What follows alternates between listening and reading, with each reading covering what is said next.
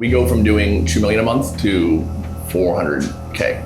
Whoa. Yeah, this sucks. It sucks. Today, we're in Florida, visiting Eric from Lifesaver. I've been in business for 37 years. I feel like I've screwed it all up. They manufacture and install safety fencing for pools. Drowning is the #1 cause of death for kids aged 1 to 4 in the United States of America. We sell this product that saves children from drowning. Last year, the business produced $14 million in revenue. We're bringing in new franchises. Big boogeyman right now is the over $2 million in debt, high interest debt, personal loans between employees and family. So it's getting very messy. And then we have about $1.2 million in payables. But this year, a knockoff product undercut his prices and took many of his customers. All my worlds were colliding. I just tell them they're the same, but this one's got a better warranty. But you allowed them to use the logo. That kills. We lost like several large customers, but didn't know we lost them. And we laid off 16 people. We have 3 warehouse guys now, which it hasn't been that way for a decade probably. We're a much smaller company than we were a few weeks ago. Yeah, we're struggling. You have all this debt mounting up. I owe the Chinese vendors a shit ton of money, and I'm slow paying them. We don't do something pretty drastic in like 6 to 12 months. He won't see this time next year. He just calls me every now and again and begs me to pay him, and I'm like, yeah, one day. This is the Business Turnaround Show. My name is Mike Andes. I'm the founder of Augusta Lawn Care, a franchise with over 190 locations around the world. And I travel the country fixing struggling businesses. If we can get $1 million, that would be the goal. Ideally, it's more like 2.5 if we're going to also be trying to pay down some of the accounts payable. Right. Our goal is to give Eric a strategy to turn the company around in the next 6 weeks. Eric is the second generation owner of the business. His dad started this 35 years ago. About 20 years ago, he took over. You know, I've grown it from $1 million in revenue to last year we almost did 14. And has grown it all the way up to last year being 14, 15 million in revenue. This year, 8, 9 million in revenue. But cash is an issue. Revenues are way down, which we did not expect. I've got to know Eric pretty good. He has a disease called cerebral palsy, so he's in a wheelchair. It's very inspiring to see someone like that has a handicap to be able to lead and push and grow the business to what he has. And for me, right, I'm in a wheelchair, I have cerebral palsy. So if I don't make this work, I think it's real tough for me to start over. To get a job somewhere would be like almost impossible. I feel like I've screwed it all up, and it's really sad. There are very few franchisors that have like about 20 locations in home services. So I'm really looking forward to talking today because I understand all his pain points. I've been through all these problems. I had big uprisings from franchisees. I've gone through this stuff. So I feel like we can help him. Hey, Mike. That's hilarious. Wow. Where's this guy? There he is. Oh, man. What's going on, dude? Good morning. Well, hey, it's good to finally see the place. Yeah, this is it. You made it. Are we doing a bit of a tour then? Yeah, we do a bit of a tour. Let's do it. So Michael Dasher, who you said when you were here for the conference should be owning like 3 businesses, he is going to give you the tour. So welcome to Lifesaver. I'll give you the tour now. Show you guys how the sausage is made. You know, I've got some here, a sample. You can take this home with you. It's totally fine. That's hilarious. This is where we receive our aluminum. It's all sourced from local American mills. Aluminum will come in here and then we'll start getting it ready and prep for different orders that are placed. We'll have our square tubes, our round stock that we cut down and we'll use for gates. We also receive our aluminum poles, different types of poles for different lines of fence. So all the fencing comes in mostly raw and then you're cutting it to size, etc.? Correct. So Okay. all of our gate stock, we cut it to size. The poles are actually manufactured to our correct heights. The full mouthful name of the product is a removable mesh pool safety fence. A removable mesh pool safety fence is made with the specific intention of preventing children under the age of 5 from accessing the pool. Drowning is the #1 cause of death for kids aged 1 to 4 in the United States of America. So it's a very urgent and serious issue that we're providing a solution for. What's crazy is when I was 3, I drowned in our pool in Arizona. My family knows that whole story. And so like after I drowned, my family, they're like religious about putting us through swim lessons. And then I went all the way up to a lifeguard. It helps a lot, you know, at the end of the day to know why you're doing it and that people are getting a good benefit out of it. So are you guys familiar with powder coating? Powder coating is essentially it's a coating to give an aesthetic appearance and also give it like corrosion, an extra layer of protection or corrosion resistance. With powder coating, it's essentially using static electricity to bond a layer of plastic to the metal. So we've got our poles here, right, which are metal. We've got our metal rack. We have our conveyor, which is metal, and we normally have our metal hooks that are on the conveyor. So from there, we take our fully metal rack and poles, we're gonna hang it on the hooks, and it's gonna go through a 2-step wash process. First step's going to be an acid and detergent. The detergent's going to remove any of the greases, dirts, oils, contaminants that are on the surface of the poles. Second step of the wash process is a pH neutral rinse, right? That's going to remove any of those excess dirts and chemicals. And from there, it's going to allow it to start the drying process. The last step is the drying. So here we have actual gate frames, uprights, poles that are drying for an order. Behind it, you can see we have our wall of color. So different boxes of colored powder coat. From there, the powder coat will go into our spray gun. As the powder flows through the gun, there's an electrode at the end that positively charges the cloud of powder coat. The rail up here, actually, you can see the negative wire. That negatively charges the rail. So you've got positive cloud of powder coat, negative rack. As it sprays, that positive cloud of powder coat sticks to the negative rack. Is each of those usually a custom orders as they come in, or just certain parts of it have to be custom? We obviously have periods where we stock up, right? And we make our stock of bread and butter, like the stuff that we sell every day, and there's, large amounts of it. But custom orders, they come in because we can't foresee every combination. Those are made as needed. I think that there's a fundamental problem with any product-based business that stays in the product business only and doesn't innovate, because eventually someone's going to rip it off. And I do think that over the course of 35 years, there's just elements of you get kind of comfortable and you just expect the product business to keep going and growing and people wanting the product more. And then what happened this year is someone came along and basically did the products for way cheaper than him and just texted all of his franchisees and dealers and said, hey, buy my product. So if you guys come this way, we're going to show you our shipping lane. So typically we'll build a lot of orders here. We have a lot of finished fence here. In the off season, we stock up, we prepare for the on season, and I know we don't like seasonitis, but I'm just letting you know this how it kind of works. But we have those so we can easily load up the orders, build them to however they're placed, and from there, if there's custom things that need to be made, we can focus all of our energy really on those portions so that we can get the order out the door as fast as possible. And does this process change at all for direct to consumer through Amazon versus direct to lead a dealer or franchisee?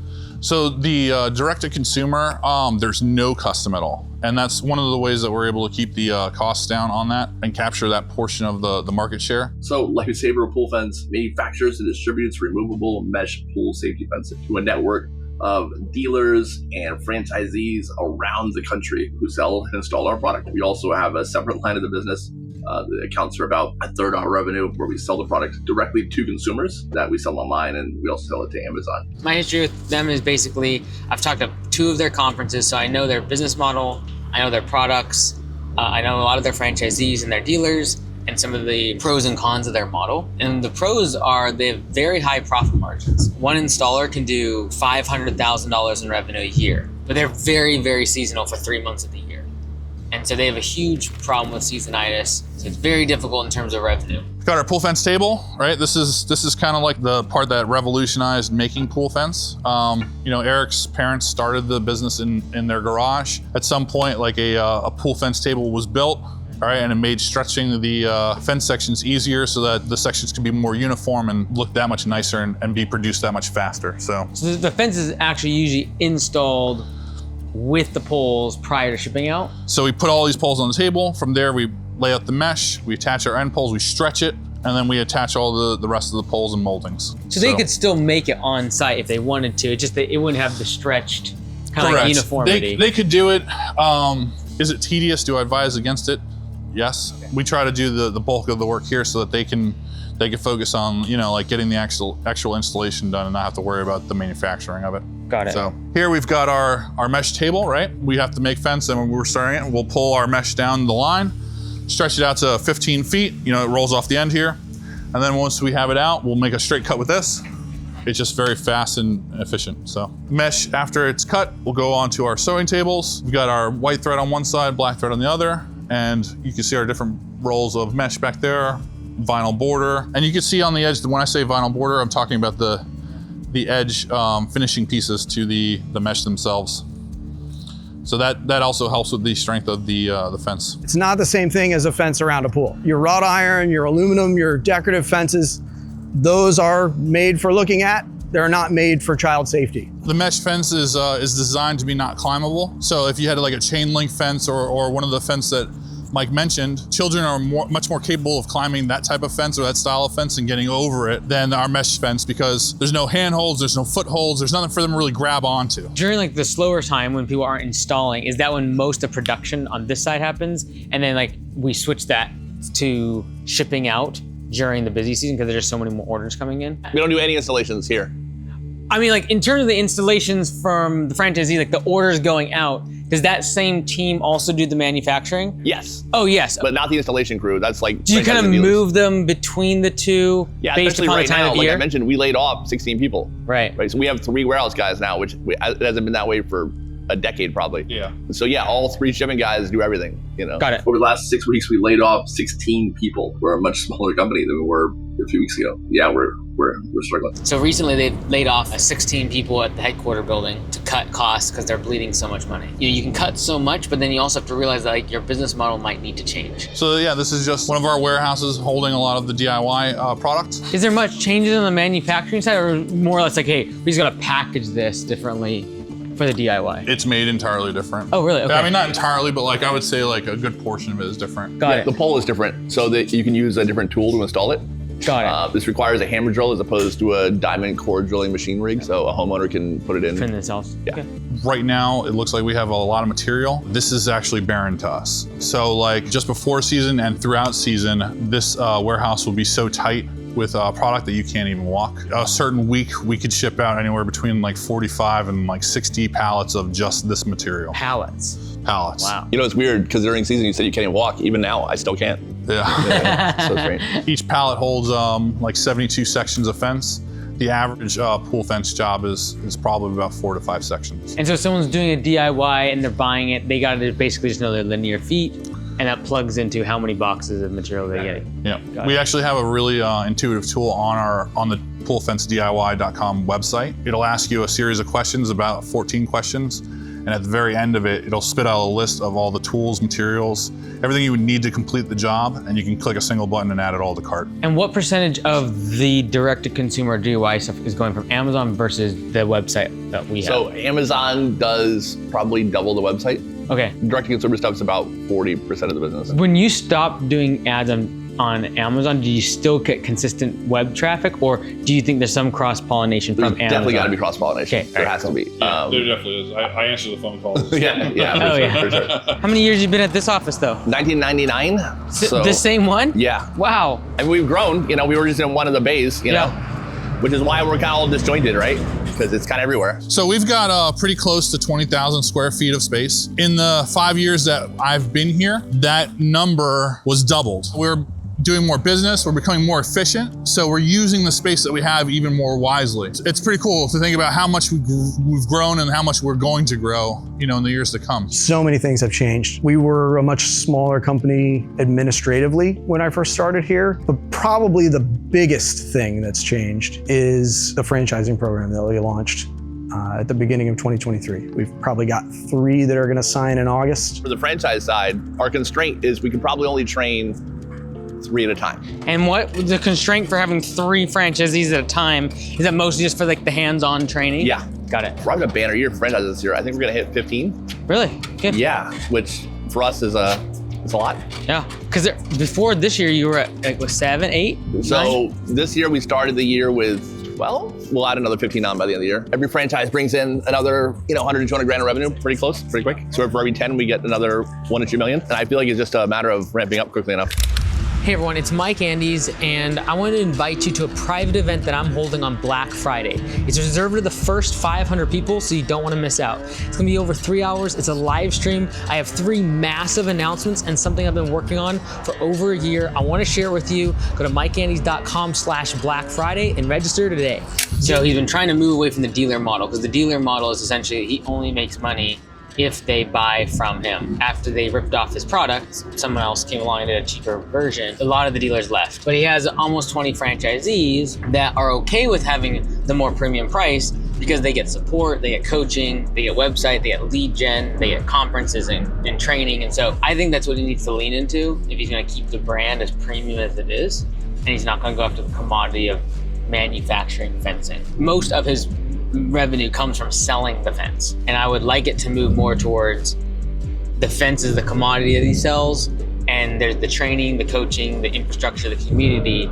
That's the part that keeps it much more sticky revenue instead of these massive dives going from like 14 million last year to like 9 or 10 million this year. Like taking a 30% cut in revenue because a competitor popped up is brutal. Is that usually a week long, Eric, for the training? Yeah, 6 days. And then here's all the in-person stuff. Yeah. On the training, is it like 3 days in here, 3 days out in the field? No, we do half days. So half day in the classroom, half day in the field, back and forth. Got it. People absorb better. That's super nice. The guy who does the training, so he flies down from Long Island. Well, He was a teacher for 20 years. okay. He lost his son to drowning, so he's super obsessed with water safety.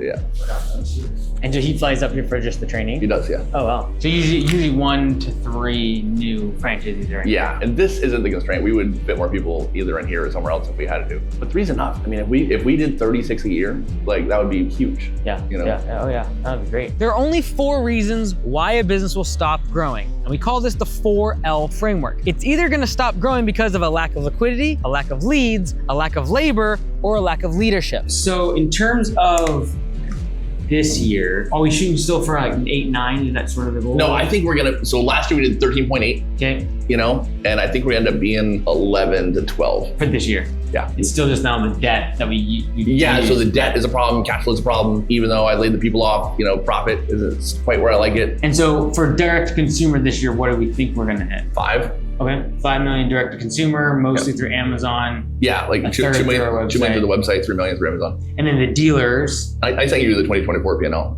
Correct. Yeah. Yes. I'm just trying to think like where some of that has shifted, like because from last year to this year. In terms of the dealer, like selling the fence, how much do you think we're going there in terms of revenue this year? It's probably about 6. Okay.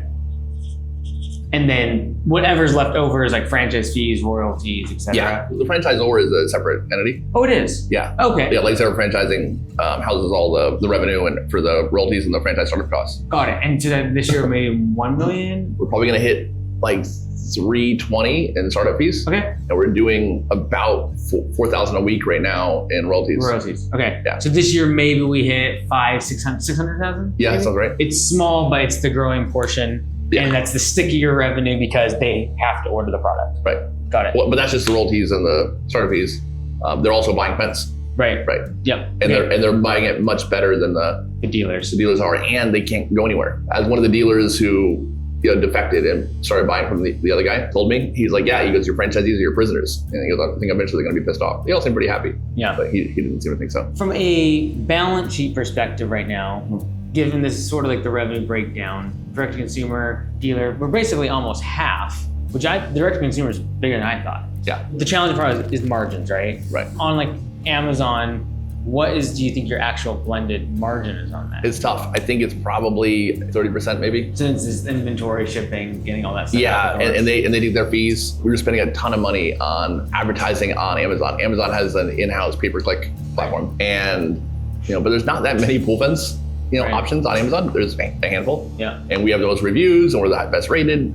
So the thought was, if someone searches for pool fence, we're coming up whether we do the pay-per-click anyways. So rather than spending $5,000 a week, $10,000 a week in season, we can save that and we'll probably still show up. And I don't think there'll be a big gap. I think the organic SERP will be enough to make the difference up. I was terribly wrong. We didn't advertise and the Amazon sales plummeted. It was disastrous. So I ended up turning those back on after like a month or two of realizing I was an idiot. They're in a weird spot because they got dealers, they got franchisees, they sell direct to consumer on Amazon, the fence. Now they're doing the franchising thing.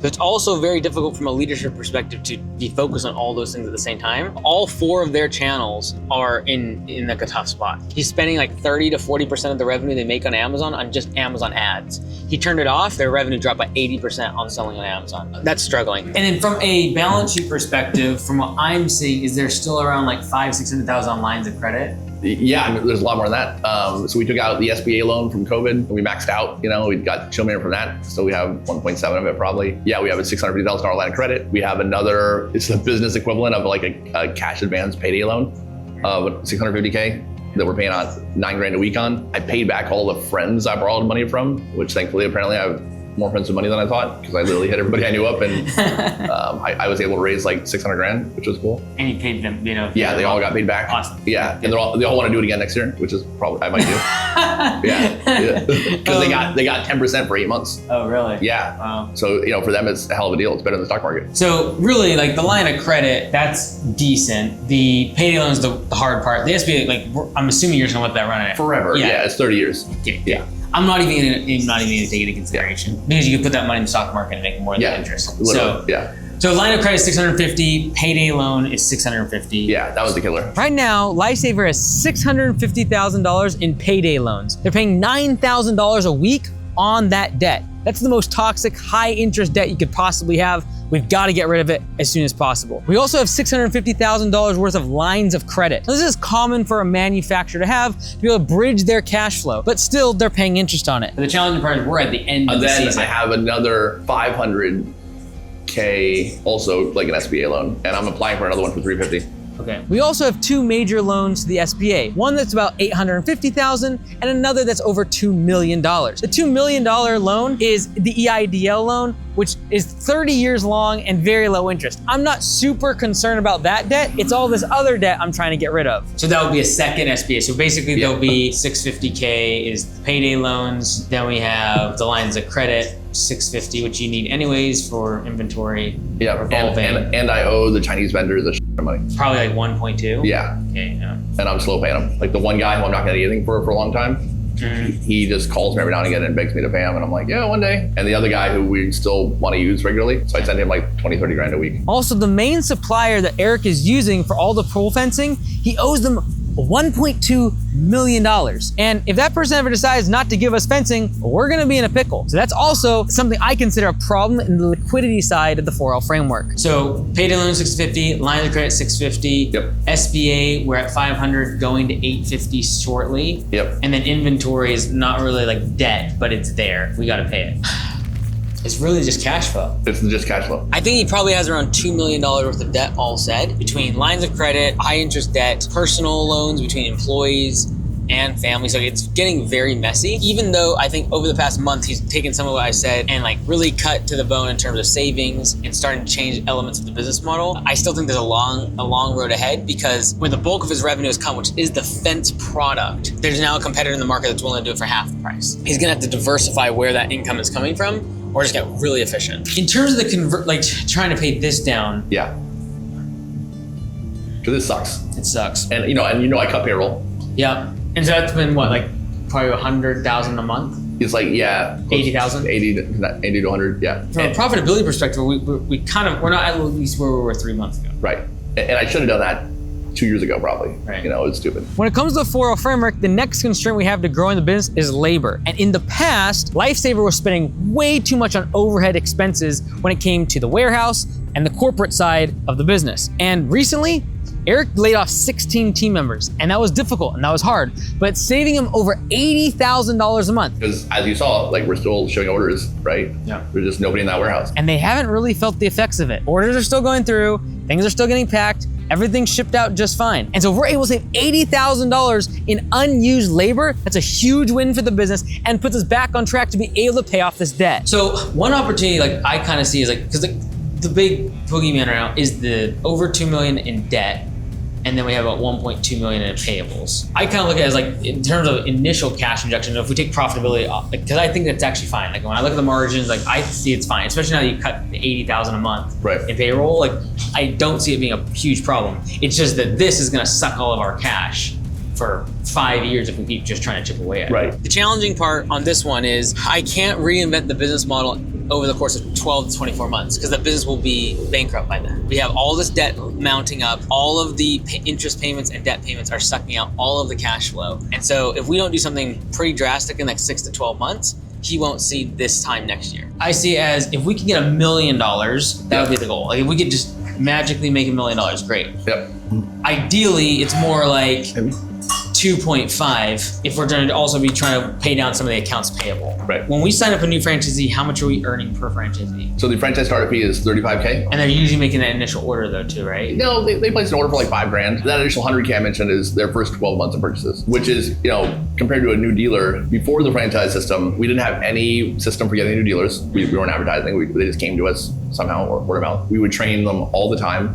Most of them bought nothing. And the ones that did, if they were killer, they'd buy 60, 70 grand in their first year. And we thought that was tremendous. Right. The franchisees, they start up, almost all of them do at least six figures right off the first year. Okay. All right. And they seem to get to 150, 200K, shortly after that. So realistically, assuming you're able to get about that $100,000 in product, but the initial upfront, if we're trying to get $1 million, we would basically need about 30 franchisees. Correct. If we got 30, I think we'd be able to get the rest of this pretty quickly due to the fact They're buying pens. they're buying pens. Right. So it increase revenue, increase margins on the back end, right? So, but the nice thing about the franchise, you get the money up front. So like, And the royalties.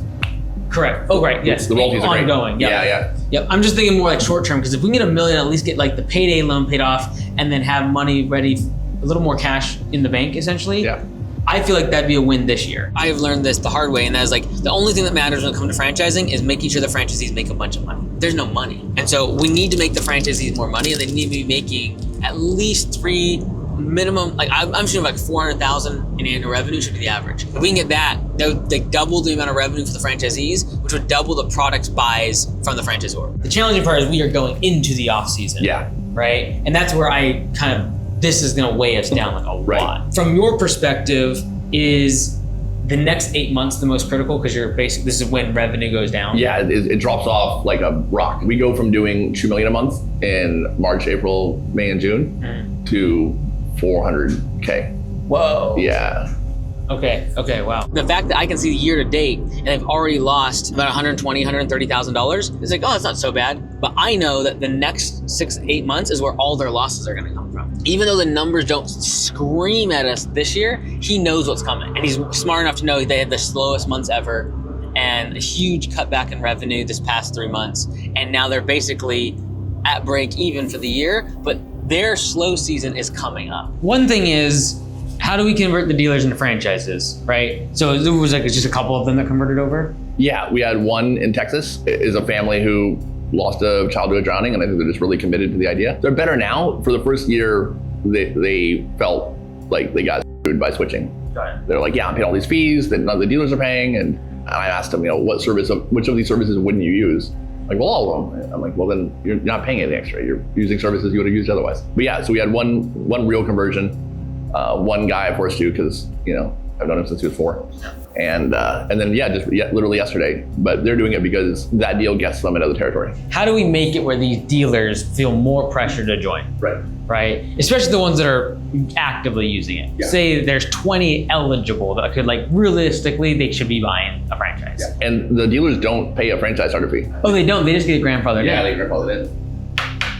They just pay the royalty, but the royalties are way behind because the existing dealers didn't switch. From the dealer's perspective, they only see it as like, I have to pay more fees. Yep. I got to wrap my truck or vehicle. I use this dumb software I don't want to use. Right. Wow, I'm doing it now, it works. Yeah. And then the biggest thing is though the leads. Like right now they're getting them no matter what. Yeah. Well, now so the franchisees get them for free. The dealers pay $45 for them. Which is nothing. Which is nothing. They think it is, but it's nothing. Yeah, it's nothing. They're just wrong. When it comes to leads in the 4L framework, right now, Pool Fence is selling these for $40 a pop to the dealers, and then they're giving them away for free to the franchisees. $40 isn't even covering the customer acquisition cost that they are paying to get these leads. We've got to increase that or convert these dealers into franchisees that are paying higher royalties because we can't afford to be losing money on every single lead. How can we put pressure on those dealers to switch over? Yeah. I think you gave the offer for them all to join, like first come, first serve with the no fee. I would recommend pull that because I think we can put enough pressure on them eventually to switch over to being a franchise and collect $1 million. To do that though, we are giving them way too good of a deal with the $40 per lead or whatever that is. I don't care if it's 100, it's too good. Yeah. You think I should go to the model where they don't get the lead, I sell the job for them and they get to be my installer implementer? Well, because right now, if you give them the lead, let's hope they buy the fence from us. Right. If they don't, we've actually lost money. Which is what happened this year. If they do, it's lumpy revenue. They don't have any brand affiliation. It's not good for the brand. Well, a lot of them use our name. Most of the dealers use Lifesaver Pool Fence of Nevada, of New Jersey, of whatever. What if we scrap the dealer model and called them installers? We don't do dealers anymore. Oh, you don't? No, we only do franchises. But when you set them up? Yes. Okay. So after 2022, we were like, we're not setting up another new dealer. only franchises. Got it. And do those expire, those dealerships? They auto renew, but Okay, got it. yeah. But I mean, some of these guys have been around for 15, 20, 25 years. Yeah. A lot of them don't even have agreements with us anymore. Like we both lost them. Great, these are installers, right? And I think it's important to distinguish because we're gonna have installers that we will now start adding to. What worked in the past was adding dealers. Right. Low amount of friction for them, low commitment, low upfront costs, etc. Right. I say we keep scaling that, but we call them installers that we don't have any sort of legal binding with to. We sell a job and we go find an installer. Whether that is a quote right now dealer or it is a fencing company that's local, we will give that job to whoever's ready to go and is in good standing with us. And that puts the pressure on any installer to become a franchisee. Right.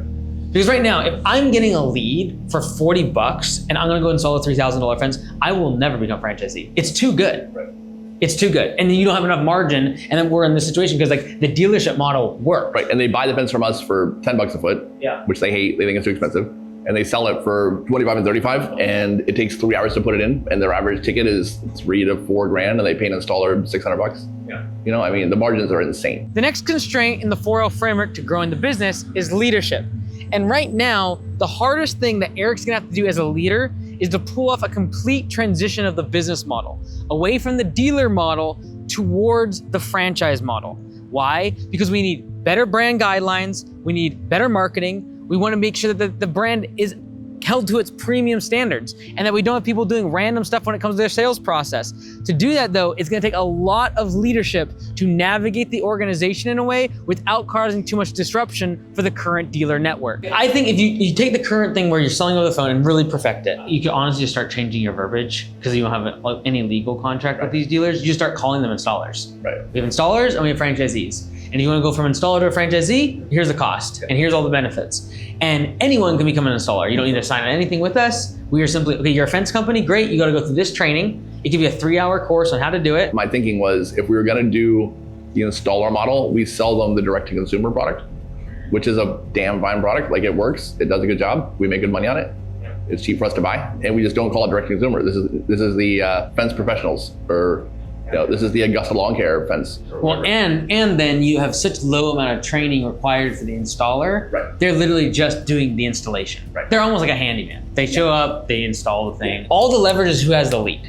And that's why if you sell the job, we have way more leverage. To do this, we're gonna create a third channel. We've been selling to franchisees, we've been selling to dealers. I wanna go one level lower and really go after the installer market. We're gonna treat them like dealers. They're gonna be less tied to the brand, but it's gonna allow us to get leverage to get rid of the dealers in the long term. The quick and dirty way of doing it is, so we make a 4%, we'll call it royalty, on the gross revenue of all the franchisees. If they buy 100 grand in fence from us, that means they sold 300 grand in revenue. 4% of 300 grand is $12,000, right? Just profit. The franchisees could get better pricing. So that feels weak to just, franchisees get a discount and you should switch because it's cheaper fence.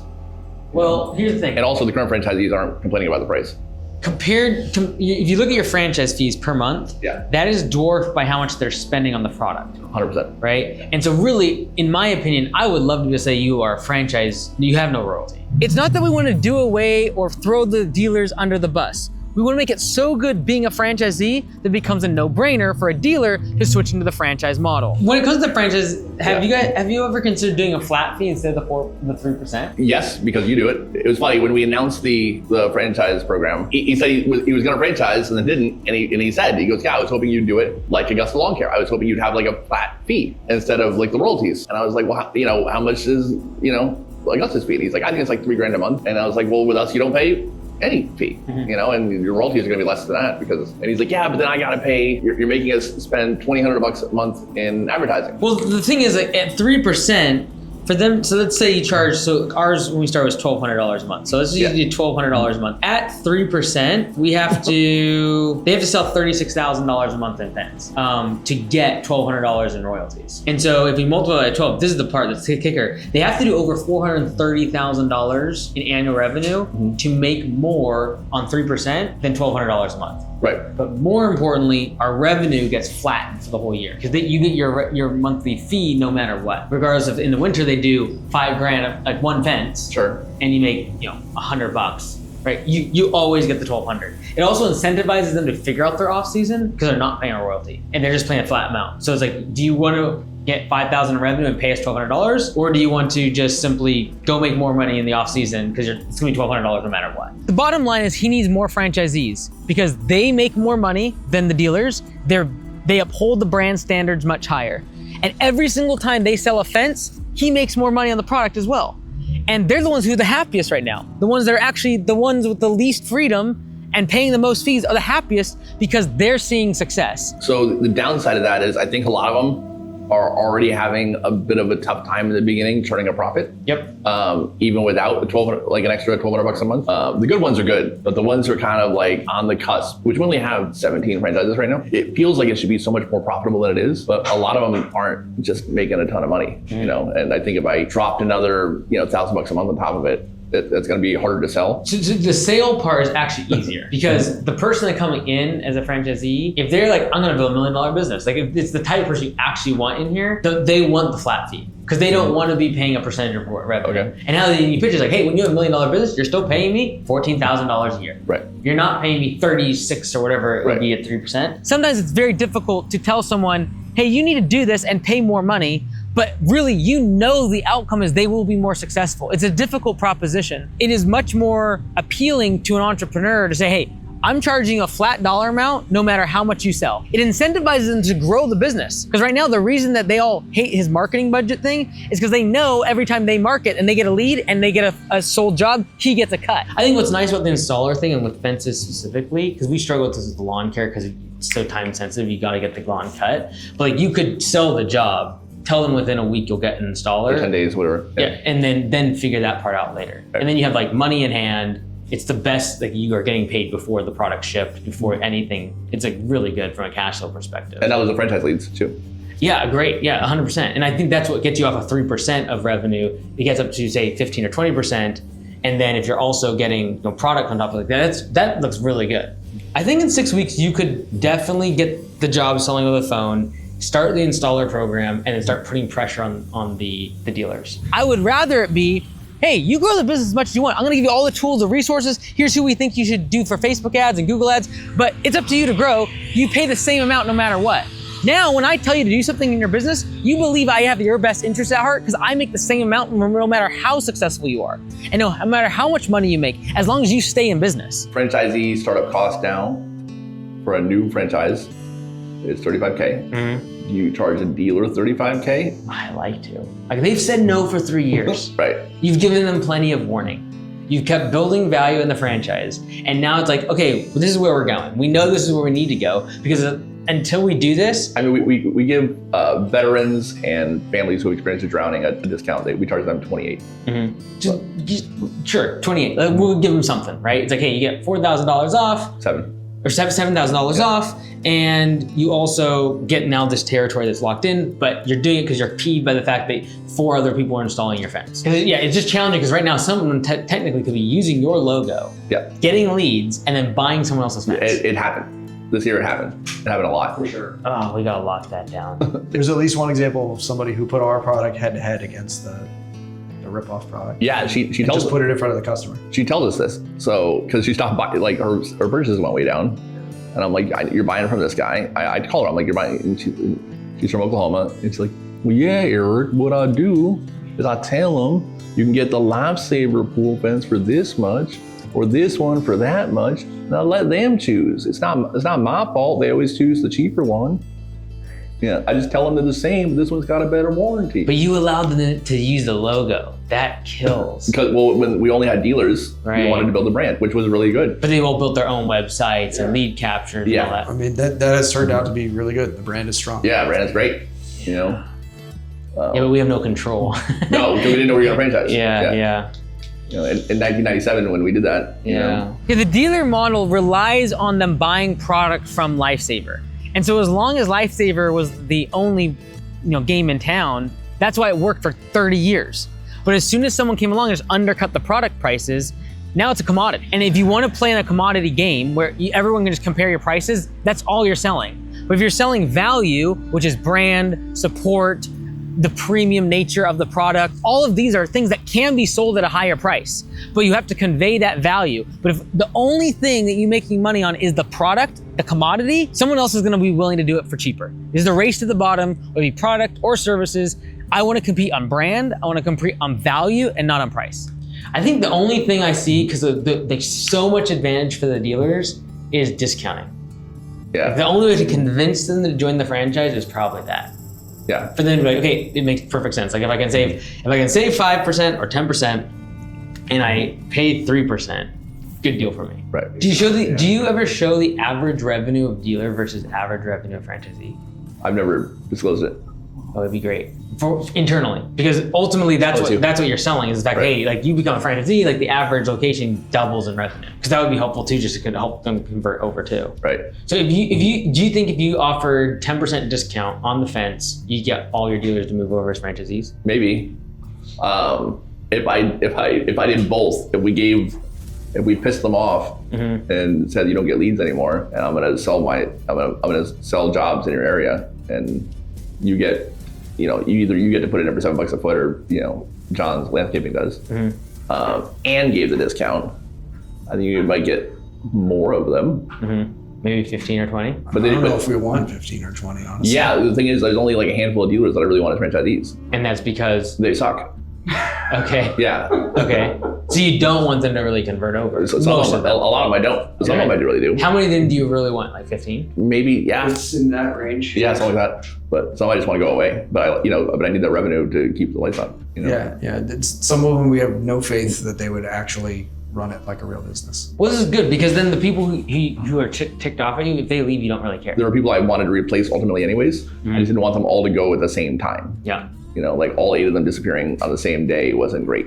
Because that was like $2 million in sales. Right. Like I think if we can make 30% on the 30,000, I'd rather have that than us selling $40 per lead, and like hopefully they buy our product and like all the other stuff, right? Because like I actually toy with the idea of like maybe that is the model, the entire model, which is we just become the brand for pool fencing. We get all the leads coming in, and then we find installers across the country. I have 1,000 installers. Right? That just is a much longer churn of like changing the business model. Right. And the franchising is working. Yeah, it's working. Yeah, and I think I like it, because what you need to do is like wherever there's lots of concentration of leads, say, hey, if anyone, you contact the 10 people who've done installations for you and be like, hey, this market is now available. So I think that's the real changing, is like we sell the jobs on the phone. From there, it's either going to go to a franchisee for free. It's going to be sold on behalf of the franchisee, which we make a commission now on, an extra 15 or 20%. Or it's gonna be sold to an installer, or it's gonna be sold to a dealer. But like we're gonna make a way bigger cut on that deal. But I feel if we did that and then we did the discount for the franchisees, we get like maybe 10 of the franchisees or the dealers to move over, the ones that we want. Right. So he had some of his dealers that switched into being a franchisee that later on felt like, oh man, like I'm paying way more, I have way less freedom. And so there needs to be clear benefits of joining the franchise. Joining a franchise is like getting married. It's way more legally binding. It's way more commitment. And so the same thing goes with dating. Like there are benefits to getting married. There's more commitment. Yes, there is. You get to work through things together. There's gonna be times that you feel like someone else is telling you gotta do something and you gotta work through it together because you're in a very legal binding contract. And so if the benefits of being in a more contractual relationship, i.e. the franchise, is not very clear, then we have a value proposition problem. We have an offer problem. And that's why giving the discounts, giving free leads, these are the things that are gonna incentivize someone to sign the contract and enter this contractual relationship. So realistically, if we get 10 franchisees, that's only about $280,000. If they pay the 28 grand. Well, I would definitely want the initial. Like, you give them 3 years. Yeah. You've been so generous. The $40 cost per lead thing, or the lead thing, is so incredibly good. They have had it so good. I think though we can pay off like even the $9,000 a week from this one and these other payments. I think we get incrementally more revenue and profit by being able to now extract 2 to 3 times more per job. Right. From franchisees, dealers, and installers. So like I look at it as like trying to, first off, we're trying to fix the franchise issue to get at least 300 grand to just get through this like next little bit. And I'm selling franchises all the same. Right, that's great. Like, that's gonna help us a lot. Right. It's like I'm gonna like short term, we get through the off season with trying to convert as many of the dealers into franchisees as possible. The ones we want, 10 to 15. Right. If we can get 300 grand, that would be helpful. And then we cut way back on the cost. That's very helpful for off season. At the same time, having this new network of installers that we can tap into and potentially go into markets even during our quote off season that we might know are really good in California, for example. Right. And like actually sell them and actually go find installers. So it's just like getting through that, because like the slow build of franchise is always just like pulling your hair out. Right. Until you have a good enough, like I think your break even on your franchise is probably like, if it was by itself, like probably 30, 40 locations. Like if it was by itself, nothing else. Yeah. Something like that. The nice thing is you have that revenue from the product. Right. That's so nice. Yeah. So that's what we had to get to 100 because like we only have the fees. Right. Okay, so not as fast as I would like, because I really was trying to think about how we could You're get trying to find $1 million bullet. Yeah, which was the dealers moving over.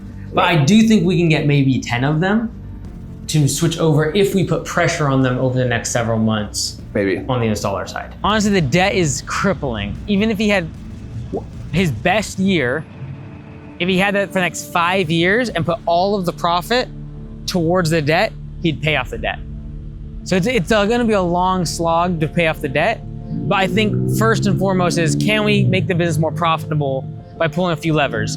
Can we immediately get some cash by getting franchisees? Can we make sure that in the future we have franchisees instead of dealers, so that the revenue is more stable, the brand is more consistent, we retain our premium brand in the market, and furthermore, can we make sure that every lead that's coming into the brand currently, we can get 3 times as much revenue from it, simply because we're selling jobs instead of just selling a $40 lead to the dealer.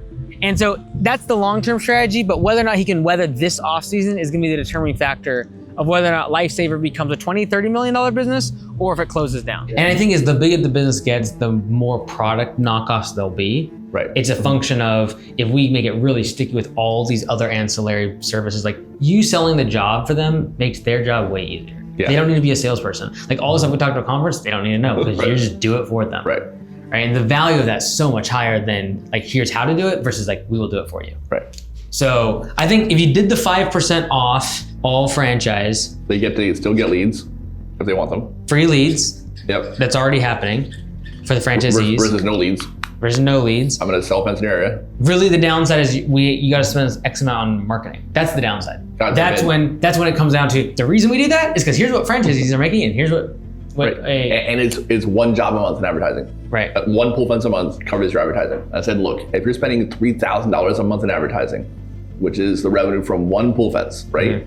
If you can't sell a pool fence, one fence a month when you're spending $3,000 a month in advertising, something is seriously wrong. Like you're in a coma, Yeah. right? Yeah. Or like, Yeah. you know, you've got laryngitis or something, right? Like something has gone terribly, terribly wrong. And mostly they always like, oh yeah, and then they buy the franchise. Part of like joining the franchise is the buy-in process. So like we originally had a lower tier franchise, the solo operator model. Right. And all with the franchise advisory council wanted it gone. And that meant like we were allowing people to join for $7,000 versus $25,000. Right. And they didn't want it.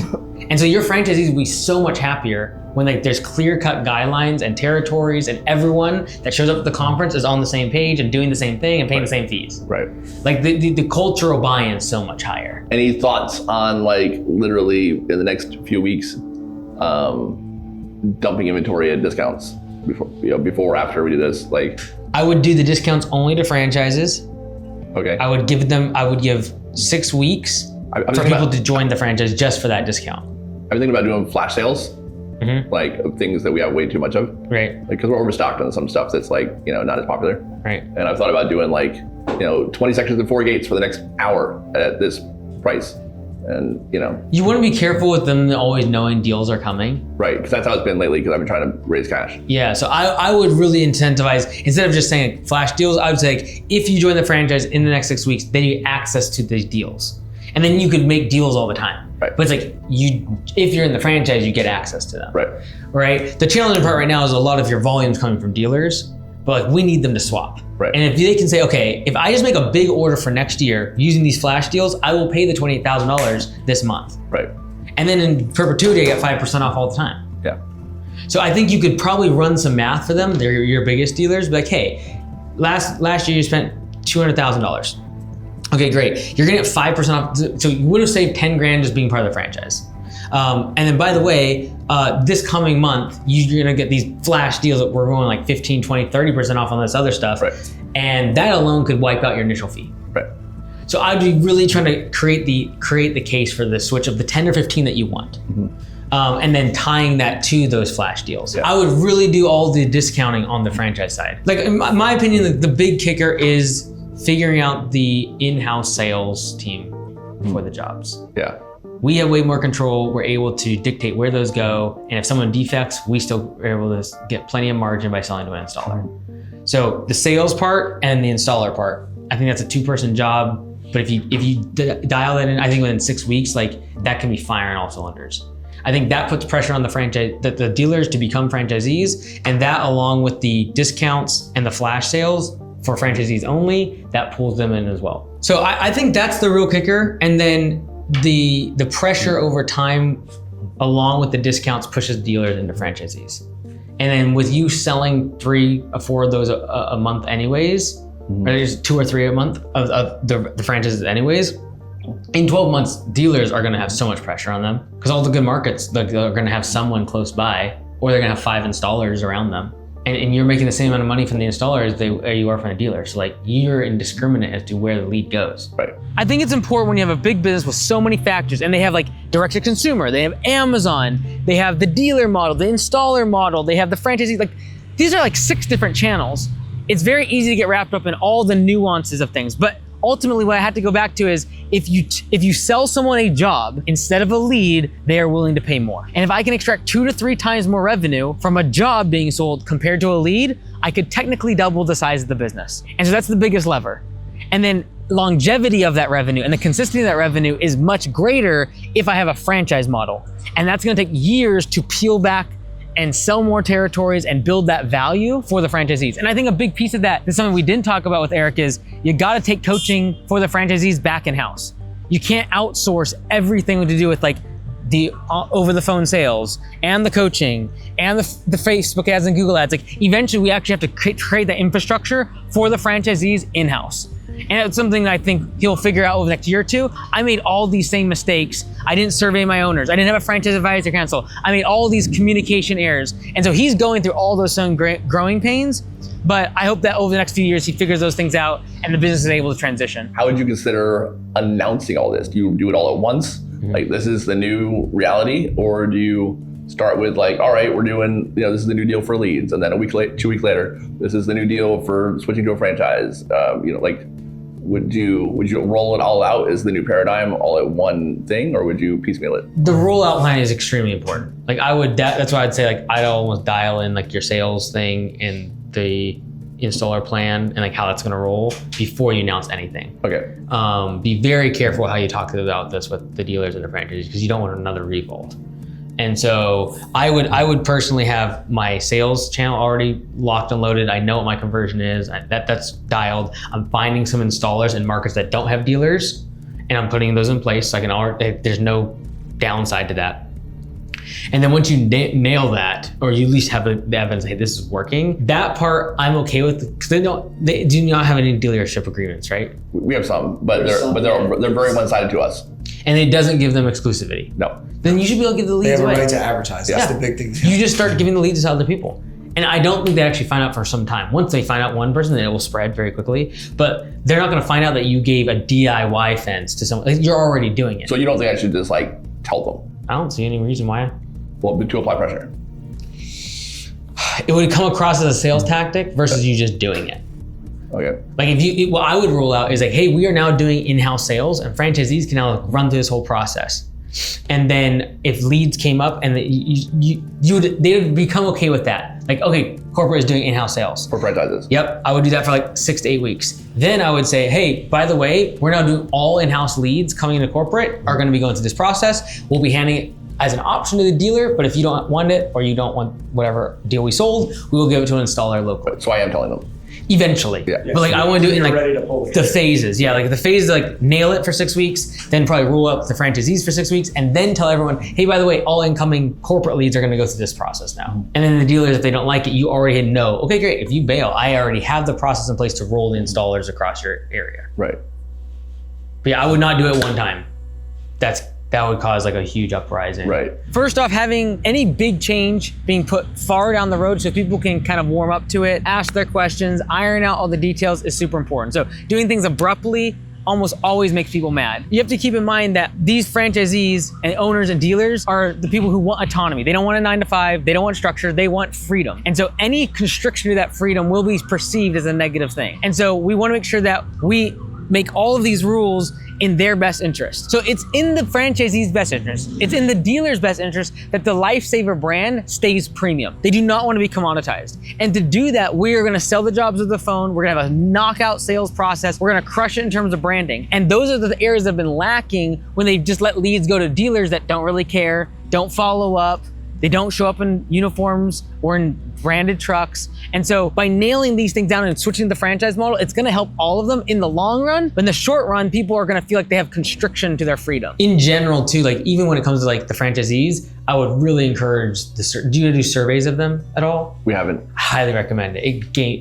Totally changed how we did stuff. And so we just do it quarterly. You start with like a regular NPS question, which is like, 1 to 10, how likely you refer someone to become an NPS? I don't know what that is. A net promoter score. So it's from a negative 100 to 100 positive. 0 is like indifference. They just give you a 0 to 10 score. But if you look up like online, so like NPS score, popular companies, like Costco, all these companies know their NPS score. And the reason it's not so much like having the number and like it being a vanity metric, it's more a matter of tracking it over time. So like when we started tracking with the franchisee, we were like 40. Well, this week we're 87. But it was just a function of like, you asked them the NPS question, which is like 1 through 10, how likely would you refer someone to join Lifesaver Pool Fence? Yep. Then the next question is usually like, what can we do to make that a 10? And then that is our punch list for the next quarter. The commonalities, everyone's asking for these 3 things. Great, that's all we're gonna execute on. And so if you do that like even just 4 quarters in a row, the whole culture of the franchise will change. It's so much better. Nice. So I highly recommend doing the surveys on a quarterly basis, getting the punch list of like, what should we work on? Like, what adds the most value to this franchise? They will tell you. And it really is just like a 2 or 3 question thing. Yep, 3 questions tops. Most people just do 1, like the NPS only. We like the secondary question, like we already got them. We already got the NPS. I don't like to put the question before NPS. How can we make your day better is the second question. What's that? How can we make your day better is the second question. Yeah, exactly, right? Like I just don't want, I want the NPS to be very much the first one, 1 through 10. I need that raw, clean data that I can track over time. But like we were able to just track that NPS score over time. It's so helpful to know, okay, when we change this affected it. Like we can see the direct impacts of what changes we're making, but more importantly, they tell us what to do. Like the feedback is the punch list for the next quarter. I would also recommend a franchise advisory council as soon as possible. Right. We would plan to. We just didn't have enough to. Change your game. Like this whole rollout, if you had a franchise advisory council, would be different. I would be running all through them. I'd be having them vote on each section before you roll it out. Because when you go to your franchisees and now your dealers too, and you say the franchise advisory council unanimously voted on this, you will never have a single complaint. So then all you have to do is sell your franchise advisory council on it, and they vote on them. So every year they vote. They have a Google form. Who wants to be on the ballot, and then who wants to. Then we put the ballot out for another week, and everyone votes on it. So how do you select the council? So it's like if you want to put your name forward, just put your name on this form. Boom. We do that for a week. Next week we take whoever put their name forward. And the franchisees vote. And the franchisees vote. Right. Yep. And we just take the top. I would take an odd number. So either we do 7, but you could do 3 or 5. Okay. And then we can always add more seats when we get bigger. Exactly. Yeah. You could do it as a percentage basis. But like the most important thing is an odd number so that you can vote on stuff. And then what you will do is like, hey, this is a proposition. I require unanimous or I require majority. So if I know it's gonna be close and if I kind of know the direction we're going, I'm gonna say just majority. So this recently happened, a 4 to 3 split between our FAC. But when I go to the franchise as a whole, I say the franchise advisory council voted on this and this is what we agreed on. You will never have a single complaint. It helps so much because otherwise everything is just misconstrued. Right. Otherwise I'd be fighting 50 franchises right now that were mad at me about this 4 to 3 split. Right. Just at a larger level. But for me, they'll say the franchise advisory you voted in. Right. Agreed on this. I think a big part of what makes us successful is we stay open-minded, we stay innovative, we stay, ready to change, and we're doing that now. The main thing is just really just to kind of recap it, right? So like, I think by taking this, selling the jobs, not the leads, we now can get commission from the franchisees if they opt into it. Roll out the installer program with the do-it-yourself. We would roll this out slowly so that way we don't tick off the dealers, and then we do the discounts inside the franchise to hopefully get maybe 10 of them to move over. And I would probably individualize those messages, like the people you want in, I would send them a personalized video. Like, hey, I know you guys just saw this yesterday. I'd really love you to join. I ran some of the math on what you spent last year, what you're gonna save on this discount, and I think it's worth it for you to join. Yeah, so we had a debt issue, but more specifically, we had a cash flow issue.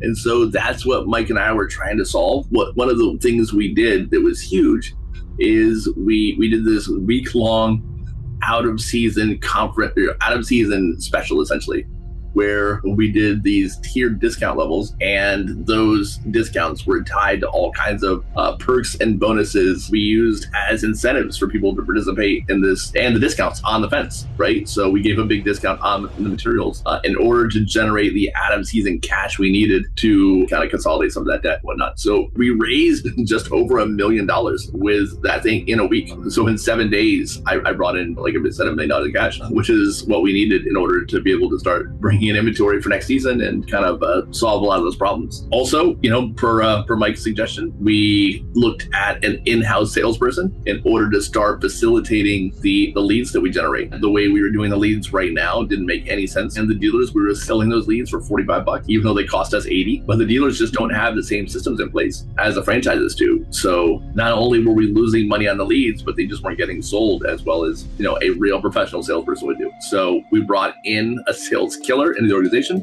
and she's generated over $100,000 in sales in 60 days. So it's been wild. So yeah, she's been killing it, selling at prices that our guys had never seen people sell for before. So she's been able to get a higher price. She's been able to increase their volume. So yeah, and we get a commission, which has been great for our bottom line. It pays for her, and we sell more fence. So we've been able to double our profit on those jobs. Can you speak briefly to the model with getting in the contractors to install fencing? Yeah, so that was another idea he had. So, we've had a lot of success with that. So what we used to do is if we got a lead that was outside of everybody's area, we would just send them an email and be like, here's Pool Fence DIY. Sorry we don't have anybody near you, but, go put it in yourself. God bless. But now our salesperson calls them within 60 seconds, just like everybody else. And she sells them the job at a great price per foot. So our margins are awesome. And then we go out and find an installer. We just did I use the example of Iowa because we have a job going in Iowa today, I think, where we sold this job for like $5,000. We're paying the installer $1,200, and the delta is ours. That's our big. And we would never make those margins normally on a job before, right? So yeah, that's been going really well. And it also is free reps for the salesperson because it's not like a dealer's area or a franchise's area. So she got to kind of cut her teeth on that before we let her sell jobs for the dealers and franchises. But yeah, it's allowed us to literally sell fence all over the country, and it's been huge. We also started up a franchisee advisory council based on Mike's recommendation, which we are holding elections for that in the next few weeks. And we did our first NPS, our first Net Promoter Score survey to figure out what exactly our franchisees need. So we did that, and they came back with a lot of them had really great scores for us, which was cool. But they also had some really interesting things that they asked for. As far as I know, everything they asked for, we immediately put it into practice. Those were all massive recommendations that we put into practice immediately, and they've been working well. I mean, he was here for 4 or 5 hours, and every minute of it was golden. I mean, just I was exhausted by the time he left because I felt like we'd been kind of hammering through all this stuff, trying to find ways to just make the business better from every angle. And it was really great having him here. I know we have almost 10 times as much cash on hand right now as we did at the same time last year. So I feel a lot better about our position because of some of those recommendations.